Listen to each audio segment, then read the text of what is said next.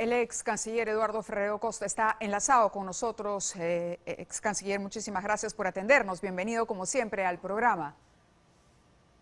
Buenas noches, Mabel. Encantado de estar con ustedes. No, al contrario, nosotros de tenerlo para poder entender. ¿Cómo resumiría usted este informe, esta convocatoria al diálogo, pero que no habla definitivamente de una situación al borde de un golpe de Estado contra el presidente Pedro Castillo, que se ha presentado ante el Consejo Permanente? Si bien no habla de ese tema, yo quisiera mencionar muy brevemente que, en mi opinión, este informe es incompleto, ha sido hecho con demasiada rapidez. No sé cómo es posible que una semana hayan podido examinar toda la información que han recibido los señores cancilleres y se han podido reunir después para cambiar ideas.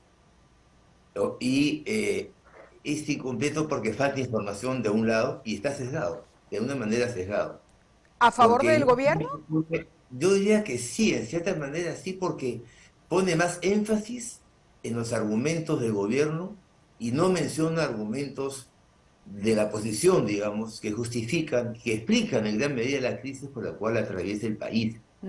Es decir, por ejemplo, el informe tiene dos partes, una parte de Sí. hallazgo y una parte de recomendaciones. El Exacto. Lo hallazgo primero es básicamente una, a ver, enumeración de toda la información que se ha recogido, casi no textual. es todo, pero Sí. no es todo. Es básicamente pone la información recogida del gobierno y no pone la respuesta dada por la oposición, por el Congreso, por la Fiscalía. Pero el caso más claro es el caso de la corrupción. Mm. La crisis que atraviesa hoy día el Perú es en gran medida por los casos de eventuales casos de corrupción del entorno presidencial, exministros, allegados, etcétera. Hay 192 carpetas abiertas por la Fiscalía General de la Nación. Ha sido explicado esto en una entrevista con la Fiscalía, Sí. mencionado en el Congreso, etcétera, etcétera. Y no se menciona el caso de la corrupción como una razón de la crisis. Mm. Pues es una omisión inaceptable. Ujú. Se habla, por ejemplo, del control del abuso o del uso excesivo Del del control control político. político por parte del Congreso, pero no se menciona que eso no es abuso, no se menciona lo que se ha dicho en varias reuniones que han tenido. Eso es el ejercicio de facultades que tienen los órganos del Estado peruano, el Congreso, con el caso de la vacancia, por ejemplo, la Fiscalía de la Nación, con el caso, por ejemplo, de las investigaciones, que son facultades que le da la Constitución y la ley. Ujú. Esa respuesta del Congreso no lo menciona. Mm. Es Mm. decir, en pocas palabras, falta información más completa. De Y acuerdo. se han sumado en parte la información. De otro lado, es cierto que evidentemente no podían decir, por lo que era evidente, no hay un proceso de golpe de Estado en marcha.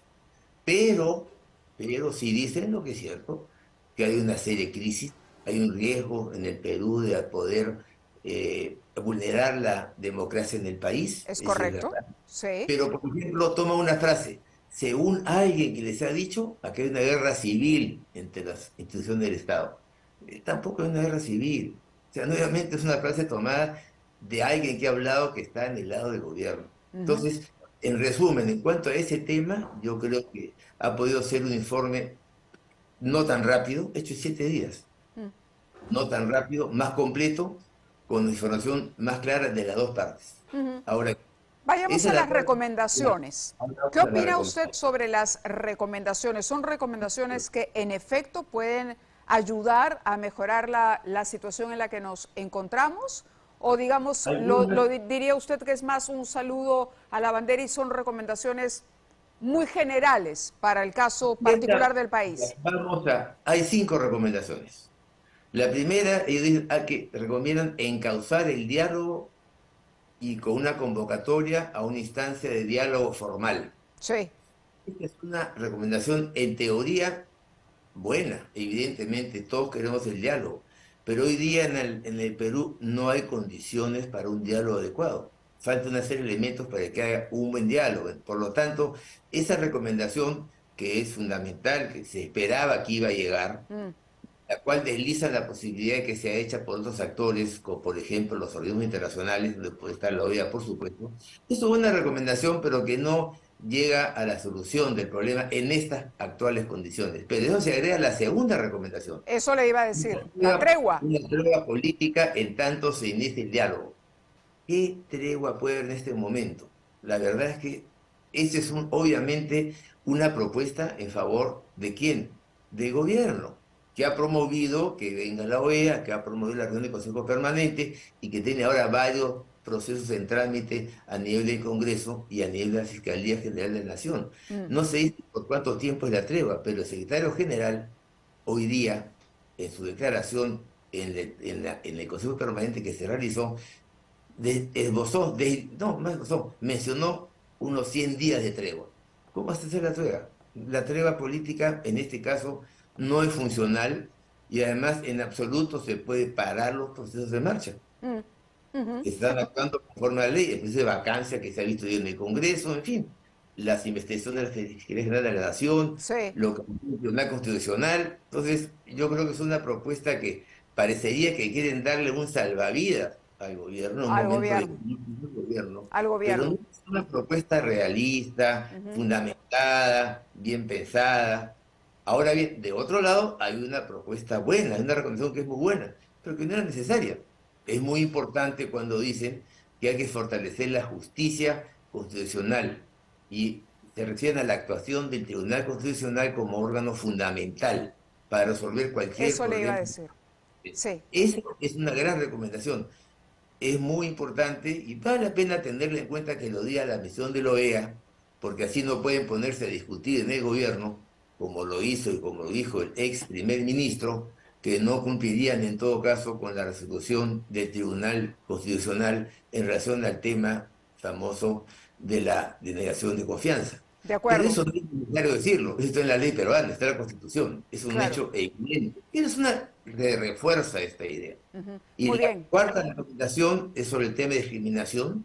Obviamente todos estamos de acuerdo en que no debe haber discriminación, pero cada quien ha discriminado más es el gobierno. Los insultos, las polarizaciones, ha discriminado sobre grupos sociales el gobierno en diversas manifestaciones hechas por el presidente y por el expresidente del Consejo de Ministros. Entonces, por lo tanto, es evidente que es fundamental, hay que respetar los derechos humanos y la no discriminación, pero no es un tema Mm. que en eso haya sido el tema central del debate político. No ¿Acaso, hablan de acaso no sea hablan de la corrupción, lo más ¿no? rescatable? Le agradezco mucho, Para ex terminar, canciller. Sí. bueno, un punto para terminar que hay que mencionar es el tema de la libertad de expresión.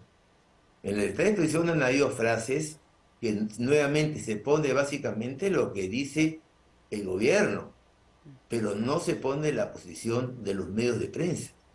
Y por lo tanto, cuando dicen se debe ejercer la libertad de expresión con responsabilidad, es una frase que deben de sustentarla con mayor cuidado Mm. en lo que sea el informe final que debe hacerse, no sé en cuánto tiempo, en cuántas semanas, porque este es un informe preliminar, ahora viene un informe final que se presentará nuevamente al Consejo Permanente lo vea, y el Consejo nuevamente estudiará el asunto, espero que lo haga con mayor tiempo y acuciosidad Muy y bien. mayor dedicación de lo que ha hecho el día de hoy en la sesión el Consejo Permanente.